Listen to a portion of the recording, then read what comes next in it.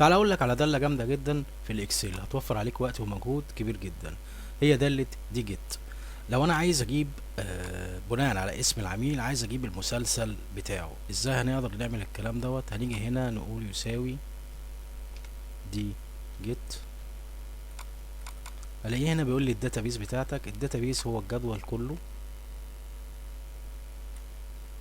وهعمل الفصل بتاعتي، وهقول له الفيلد بتاعي اللي هو انا عايز المسلسل، وهعمل كوما، وهقول له الكرياتيريا بتاعتي اللي هو اسم العميل، بناء على اسم العميل ده، وهقفل القوس واعمل انتر.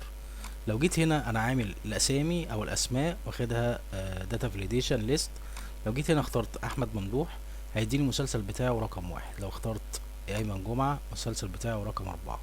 مش بس كده، على يمين العمود اللي انت بتبحث عنه، او كمان ممكن تجيب المديونية او العنوان على شمال الموضوع ده. بيحل موضوع بيحل مشكلات دالة الفيلوكاب. وطبعا ممكن تستخدمها دالة فيلوكاب، بس هتستخدم معاها دوال تانية. هنعمل هنا يساوي دي جيت، وهقول له الداتابيس بتاعتي اللي هو الجدول ده كله،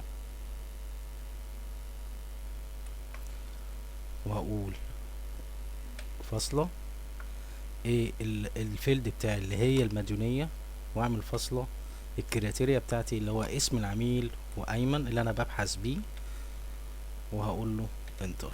قال لي ايمن جمعة كان المديونية بتاعته 9587. وكذلك هنجيب العنوان بتاعه دي جيت، الداتابيس نفس الموضوع، واعمل الفاصلة بتاعتي الفيلد بتاعي اللي هو العنوان، واعمل فاصلة، وبناء على الكرياتيريا اللي هي اسم العميل، وراح اعمل كوما بالشكل ده. لو جيت هنا اخترت اي اسم تاني، فدي مدحت رقم 7، المديونية بتاعته 12529، وساكن في حدائق القبة.